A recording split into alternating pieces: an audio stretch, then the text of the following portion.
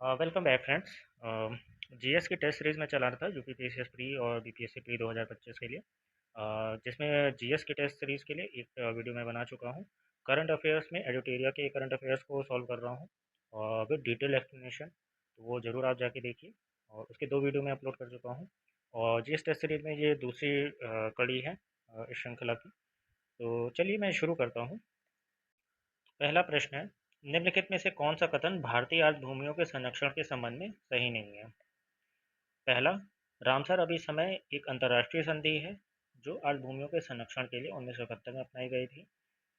दूसरा कथन है, राष्ट्रीय आर्द्रभूमि संरक्षण कार्यक्रम भारत सरकार द्वारा आर्द्रभूमियों के लिए चलाया गया कार्यक्रम है। सी, केवल वे आर्द्रभूमियां जो पक्षी अभयारण्य घोषित हो चुकी हैं उन्हें रामसर स्थल घोषित किया जाता है। डी, आर्द्रभूमियां जैव विविधता के संरक्षण और जल शुद्धिकरण में सहायता करती हैं। तो इसमें से हमको गलत कथन बताना है। तो देखिए, रामसर कन्वेंशन 1971 में हुआ था, ईरान के रामसर शहर में, ये सही है। एनडब्ल्यूसीपी, ये भी सही है, भारत सरकार द्वारा चलाया गया है। कब चलाया गया था? 1987 में, ये डेट तो याद रखिएगा आप। डी वाला ऑप्शन देखें तो ये भी सही है। आर्द्रभूमियों का अगर पारिस्थितिकी तंत्र में कार्य देखें तो मेन यही होता है कि जैव विविधता का संरक्षण करते हैं और जल शुद्धिकरण में सहायता करते हैं, इसलिए इनको किडनी ऑफ द इकोसिस्टम भी कहा जाता है। तो बचता है ऑप्शन सी, जो कि गलत है। क्योंकि ज़रूरी नहीं है कि जो अभ्यारण्य जो पक्षी अभ्यारण्य घोषित हुए हैं उन्हें ही रामसर घोषित किया जाए, ऐसा नहीं है। कि कोई भी आर्द्रभूमि जो कि पारिस्थितिकी तंत्र के संरक्षण के लिए महत्वपूर्ण हो, उस देश या उस स्थान की, उसे रामसर स्थल घोषित किया जाता है। तो ऑप्शन यहाँ पे सी हमारा राइट आंसर हो जाएगा। क्या एक्सप्लेनेशन है, आप चाहे तो पढ़ सकते हैं। नेक्स्ट प्रश्न है, निम्नलिखित में से कौन सा कथन लीफ लिटर के संदर्भ में गलत है?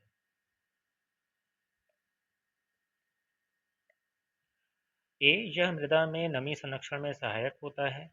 बी, लीफ लिटर जैव अपघटन के बाद ह्यूमस बनाने में सहायक होता है। सी, यह केवल गर्म जलवायु में पाया जाता है, शीतोष्ण वनों में नहीं। लीफ लिटर वनों के पोषक चक्र का एक प्रमुख अंग है। तो गलत कथन हमको यहाँ पे बताना है। तो देखिए, लीफ लिटर मतलब कि जो पत्तियाँ पेड़ों से गिरती हैं, खासकर वसंत के मौसम में, उसके संदर्भ में पूछा था। तो जब ये गिरती हैं तो ये ह्यूमस का निर्माण करती हैं, जो कि मृदा की नमी के संरक्षण में सहायक होता है। जैव अपघटन के बाद ह्यूमस बनाने में सहायक होता है। और पोषण चक्र का प्रमुख अंग है। कि रिसाइकलिंग होती है, क्योंकि जो भी पोषण मतलब पेड़ों द्वारा उसको अवशोषित किया गया है वो वापस से जो है पत्तियों के द्वारा वो मृदा में पहुंच जाता है। तो ये भी सही है। गलत क्या है? गलत सी है, क्योंकि शीतोष्ण वनों में भी ये क्या कहते हैं लीफ लिटर पाया जाता है। केवल गर्म जलवायु में पाया जाना इसका अनिवार्यता नहीं है, इसलिए आंसर यहाँ पे हो जाएगा सी।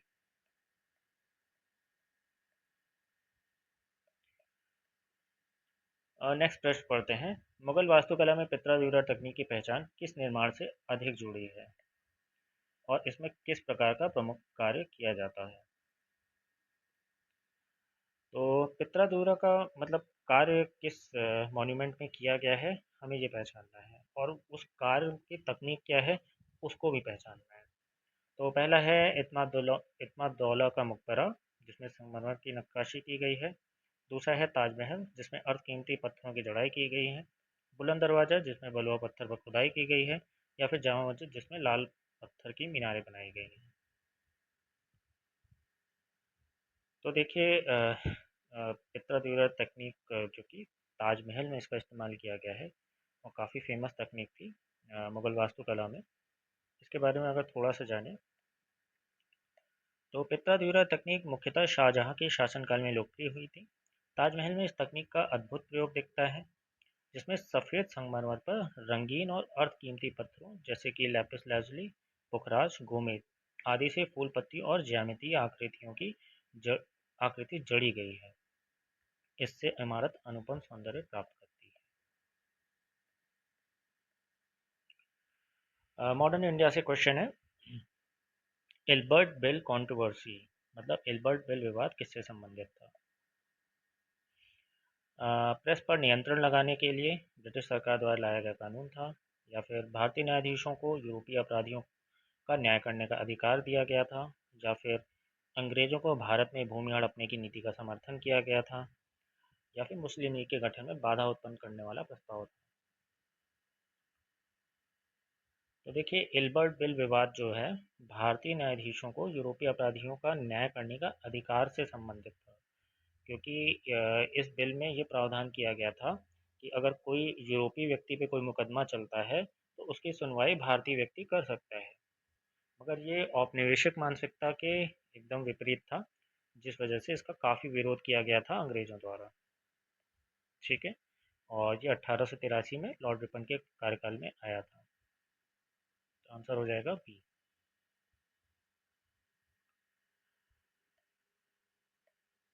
नेक्स्ट प्रश्न है, गांधी एरविन समझौते 1931 में कौन सी बात शामिल नहीं थी? जो बात शामिल नहीं थी उसको पहचानना है। पहला कथन है, कांग्रेस को राउंड टेबल सम्मेलन में भाग लेने के लिए आमंत्रित करना। सविनय अवज्ञा आंदोलन से जुड़ी सभी गिरफ्तारियां को बिना शर्त छोड़ना। जनता की संपत्ति की जब्ती संबंधी अध्यादेशों को वापस लेना। उन राजनीतिक कैदियों को छोड़ना जिन पर हिंसा का आरोप नहीं था।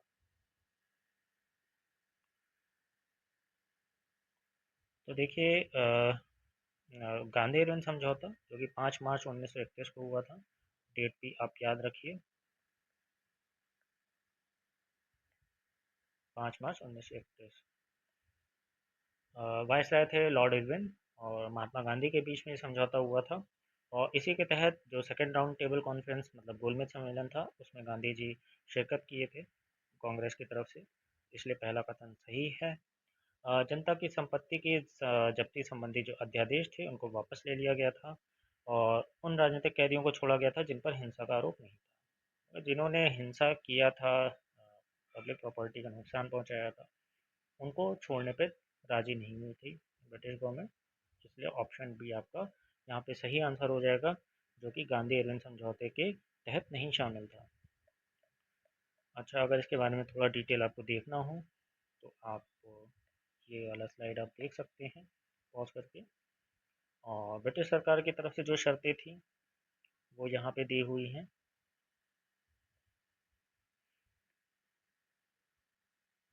और भारतीय राष्ट्रीय कांग्रेस द्वारा जो स्वीकारी गई शर्तें थी वो यहाँ पे दी हुई हैं।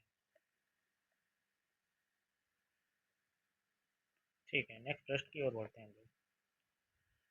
निम्नलिखित में से कौन से देश यूक्रेन की भूमि सीमा से सीधे जुड़े हुए हैं? तो देखिए, रूस यूक्रेन वॉर जो है पिछले 2 साल से लगभग चल रहा है, और राजनीतिक और सामरिक रूप से वैश्विक परिदृश्य में देखा जाए तो बहुत महत्वपूर्ण क्षेत्र हो जाता है। तो लगातार प्रश्न इस पे बने भी हैं, यूपीएससी में भी बने हैं और स्टेट पीसीएस में भी बने हैं, तो अभी भी इसमें बनने की काफ़ी संभावना है। तो ये प्रश्न में यूक्रेन की जो सीमा है उसको हमको पहचानना है, किन किन देशों से लगी है। पहला है Poland, Slovakia, Hungary, Romania, Moldova, रूस, बेलारूस। सेकंड है पोलैंड, लिथुआनिया, हंगरी, रोमानिया, रूस, अजरबैजान। तीसरा है टर्की, रोमानिया, रूस, कजाकिस्तान, जॉर्जिया। डी है स्लोवाकिया, ब्लैक सी, चेक गणराज्य, बेलारूस, हंगरी। इसे आप एक बार सॉल्व करने का प्रयास कीजिए और कोशिश कीजिए एलिमिनेशन मेथड से इसको सॉल्व कीजिए, मतलब कि जो अगर एक ऑप्शन भी गलत मिल रहा है तो उससे आप उस पूरे ऑप्शन को काटने का प्रयास कीजिए। देखिए, हम ऑप्शंस पे गौर करें तो दूसरे ऑप्शन में अगर आप देखें तो लिथुआनिया से डायरेक्टली शेयर नहीं कर रहा अपना बाउंड्री। इसी तरह से सी ऑप्शन में टर्की से नहीं करता है। और अगर डी ऑप्शन में आप देखें तो यहाँ पे आ जा रहा है चेक गणराज्य। तो एक बार मैं आपको वर्ल्ड मैप दिखा देता हूँ जिससे कि क्लैरिटी हो जाए। ये है वर्ल्ड मैप, और इसके बीच में ये यूक्रेन है जो एशिया के नॉर्थ में आप देख सकते हैं या यूरोप में। और इसके देखिए राइट साइड में आपको दिखाई देगा रशिया, फिर है बेलारूस, पोलैंड, स्लोवाकिया जो कि सीमावर्ती हैं उन्हीं की बात कर रहा हूँ, हंगरी, रोमानिया, मोल्डोवा। तो ये टोटल 7 देश हैं जो यूक्रेन के साथ सीमा बनाते हैं। अब हम अपने क्वेश्चन पे वापस आते हैं। तो हम ऑप्शंस पे अगर एक बार एलिमिनेशन करें तो देखिए सेकंड ऑप्शन में लिथुआनिया आ रहा है, जो कि आपने देखा मैप में कि बेलारूस के पार था, तो ये ऑप्शन नहीं हो सकता है। सी में देखें टर्की, टर्की भी दूर है। और अगर क्या डी में देखें तो चेक गणराज्य, ये भी दूर है। ऑप्शन बचता है ए। और यही 7 देश थे जो मैंने अभी आपको दिखाया, इससे सीमावर्ती देश हैं। इसको आप याद कर लीजिए।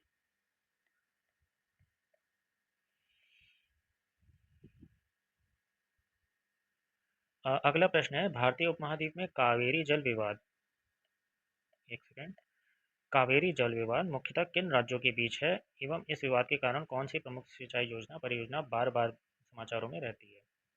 कर्नाटक और महाराष्ट्र के बीच में है, और सिंचाई परियोजना जो है वो कृष्णा राज सागर, तमिलनाडु आंध्र प्रदेश नागार्जुन सागर, केरल कर्नाटक इडुक्की बांध, या फिर कर्नाटक तमिलनाडु मेकदातु परियोजना। तो देखिए कावेरी जल विवाद मुख्यतः कर्नाटक और तमिलनाडु में के बीच में है। और इसमें जो सबसे विवादास्पद परियोजना है जो हाल के 1-2 वर्ष से काफ़ी चर्चा में है, वो मेघदातु परियोजना है, जो बेंगलुरु के निकट बनाई जा रही है, लगभग 70 किलोमीटर आगे। और वहाँ से तमिलनाडु की भी सीमा लगती है कुछ ही दूर पे। तो आंसर हो जाएगा डी। इसके अलावा दो स्टेट्स और हैं जो इसमें इन्वॉल्व हैं, वो केरला है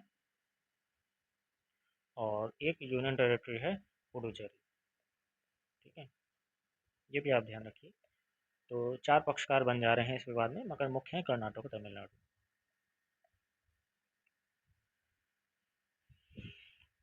एंशियंट इंडिया से क्वेश्चन है, शतपथ ब्राह्मण में पत्नी अपने पति का आधा अंग है की अवधारणा दी गई है। इन सभी कथनों पर विचार करना है आपको।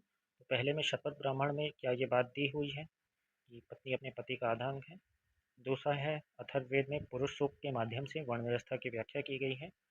और थर्ड है सामवेद में मुख्य रूप से यज्ञों के लिए ऋचाएं संकलित हैं, और इन्हीं के आधार पर ये कूट बनाए गए हैं। तो देखिए शतपथ ब्राह्मण में ये बात दी हुई है कि पति अपने पति का आधा अंग होती है। और अथर्ववेद में भी पुरुष सूक्त है। हालांकि हम लोग आमतौर पे ऋग्वेद में पढ़ते हैं कि पुरुष सूक्त है। तो दोनों ही वेदों में पुरुष सूक्त की बात है, पुरुष सूक्त है जहाँ पे वर्ण व्यवस्था की व्याख्या की गई है। और सामवेद जो है यज्ञों के लिए ऋचाएं संकलित की गई हैं इसमें, ये भी सही है। तो इस तरह से उपरोक्त सभी सही हैं।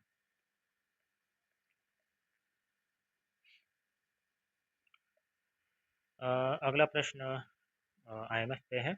आईएमएफ के निम्नलिखित कार्यों में कौन से इसके प्रमुख भूमिका से संबंधित हैं? वैश्विक आर्थिक नीतियों की निगरानी करना, सतत और समावेशी विकास को बढ़ावा देना, दीर्घकालीन बुनियादी ढांचा परियोजना के लिए अनुदान देना, भुगतान संतुलन की कठिनाइयों वाले देशों को वित्तीय सहायता देना। बताइए। तो देखिए वैश्विक आर्थिक नीतियों की निगरानी करता है, सतत और समावेशी विकास को भी बढ़ावा देने का प्रयास करता है, और भुगतान संतुलन की कठिनाई वाले देशों को वित्तीय सहायता भी देता है, जैसे 1991 में भारत को दिया था। मगर दीर्घकालिक बुनियादी ढांचा और परियोजनाओं के लिए अनुदान देने का काम मुख्यतः वर्ल्ड बैंक का काम है, ना कि आईएमएफ का। इसलिए थर्ड वाले को एलिमिनेट हम कर देते हैं। ठीक है, और सेकंड वाला चूंकि सही है तो ऑप्शन हो जाएगा ए।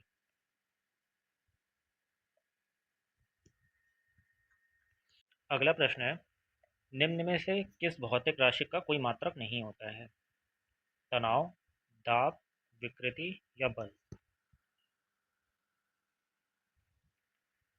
तो देखिए तनाव और दाब, इन दोनों के जो मात्रक होते हैं वो पास्कल होते हैं, या फिर न्यूटन पर मीटर स्क्वायर भी होता है।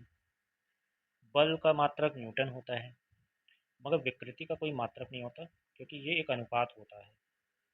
किसी भी बॉडी पे जब भी हम प्रेशर डालते हैं या फिर कोई टेंसाइल स्ट्रेंथ लगाते हैं, टेंसाइल फोर्स लगाते हैं, तो उसमें जो बदलाव आता है उसके मूल आकृति के संबंध में वही विकृति होती है। अगर थोड़ा सा आप समझें तो विकृति वह भौतिक राशि है जो किसी वस्तु के आकार या आयाम में हुए परिवर्तन को उसके मूल आयाम के अनुपात में व्यक्त करती है। विकृति का सूत्र भी देखें तो उसी से स्पष्ट हो जाता है कि वस्तु के आकार में जो परिवर्तन होता है, अगर उसको हम डिवाइड या भाग दे दें उसके प्रारंभिक आकार से, तो वही उसकी विकृति होती है। तो जाहिर सी बात है कि इसका कोई भी बीमा या फिर कोई भी इसकी मात्रक नहीं होगा। और ये 3 तरह की विकृतियाँ होती हैं, ये भी आप देख सकते हैं। अनुदैर्ध्य विकृति लंबाई के हिसाब से, आयतन विकृति आयतन में परिवर्तन के हिसाब से, अपरूपण विकृति मतलब शेयर स्ट्रेन आकृति के बदलने के अनुपात के हिसाब से। ठीक है, चलिए अगला प्रश्न देखते हैं। अ, अगला प्रश्न है, एक इलेक्ट्रोकेमिकल सेल में ये केमिकल रिएक्शन दिया है, ये प्रक्रिया हो रही है और हमें पहचानना है इसमें एनोड कौन सा है। तो देखिए एनोड पहचानने का एक ही तरीका होता है कि हमको ये देखना है कि किसमें पॉजिटिव चार्जेस बढ़ रहे हैं। क्योंकि एनोड से क्या होते हैं कि एनोड की तरफ पॉजिटिव चार्जेस जाते हैं और कैथोड की तरफ नेगेटिव चार्जेस जाते हैं। तो इस रिएक्शन के प्रोडक्ट साइड मतलब राइट साइड में अगर हम देखेंगे तो फेरस मतलब कि आयरन पे 2 पॉजिटिव चार्ज आ रहे हैं, मतलब कि ये एनोड है यहाँ पे।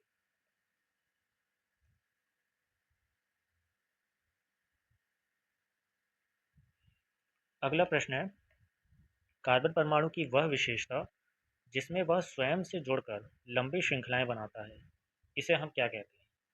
आइसोमराइजेशन, कैटेनेशन, हाइड्रोजनेशन या हेलोजनेशन। तो देखिए इसको कैटेनेशन कहते हैं। कार्बन परमाणु अपने ही जैसे परमाणुओं से जुड़ के लंबी लंबी श्रृंखलाएं बनाता है, इसको हम कैटेनेशन कहते हैं। ठीक है, और जब कोई मॉलिक्यूल अपने ही जैसे मॉलिक्यूल से जुड़ के लंबी चेन्स बनाते हैं तो उसको हम पॉलीमराइजेशन कहते हैं। ठीक है, उसी से हमारे पॉलीमर्स बनते हैं, जैसे कि ये CH2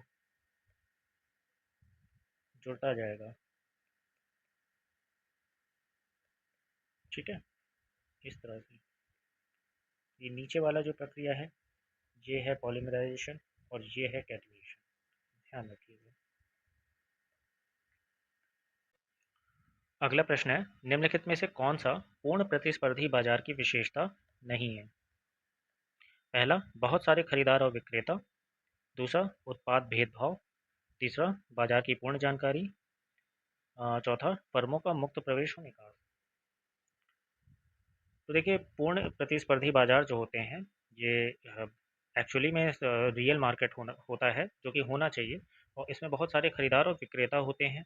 हम्म, और इसमें कोई भी अगर क्या कहते हैं क्रेता जाता है तो उसे बाजार की पूर्ण जानकारी होती है, और इसमें कोई भी फर्म इजीली इंटर कर सकता है और एग्जिट कर सकता है, तो ये भी होता है। ठीक है, और यहाँ पे बस एक चीज़ नहीं होती है कि जो प्रोडक्ट्स होते हैं उनमें कोई क्या कहते हैं भेदभाव हो, मतलब कि कोई भी अपनी ब्रांडिंग करके अपने उत्पाद को ऊंचा नहीं बता सकता है, क्योंकि बहुत बड़ा मार्केट होता है। इसलिए इसमें जो ऑप्शन सही होगा वो उत्पाद भेदभाव, ये पूर्ण प्रतिस्पर्धी बाजार की विशेषता नहीं होती है। ठीक, ऑप्शन बी। एक बार आप ये पढ़ लीजिएगा। आखिरी प्रश्न देखते हैं, भुगतान संतुलन के संदर्भ में निम्नलिखित में कौन सा लेन देन पूंजी खाते के अंतर्गत किया जाता है? मतलब कि कैपिटल अकाउंट में। वस्तुओं का निर्यात, प्रवासी श्रमिकों से रेमिटेंस, विदेशी प्रत्यक्ष निवेश या आयातित सेवाओं के लिए भुगतान। तो देखिए बैलेंस ऑफ पेमेंट जो होता है ये किसी भी देश का पूरे विश्व के साथ जो टोटल लेन देन है वो उसका एक रिकॉर्ड होता है, और इसमें दो खाते आते हैं, एक पूंजी खाता आता है और एक चालू खाता आता है। तो देखिए जो पूंजी खाता होता है उसमें प्रत्यक्ष विदेशी निवेश जैसे जो भी इन्वेस्टमेंट आते हैं उनको काउंट किया जाता है। बाकी ये जितने भी हैं वस्तुओं का निर्यात, प्रवासी श्रमिकों का रेमिटेंस और आयातित सेवाओं के लिए भुगतान, ये सभी के सभी चालू खाते के अंतर्गत आ जाते हैं। आप ये एक्सप्लेनेशन ज़रूर देख लीजिए, इसमें डिटेल से बताया हुआ है। तो चलिए हम अपनी टेस्ट सीरीज़ यहीं ख़त्म करते हैं, और प्लीज़ फीडबैक ज़रूर दीजिएगा कि ये टेस्ट सीरीज़ आपको कैसी लगी, और कोई भी सुझाव अगर हो तो आप वो उसे भी ज़रूर बताएं। बाकी देखने के लिए बहुत बहुत धन्यवाद।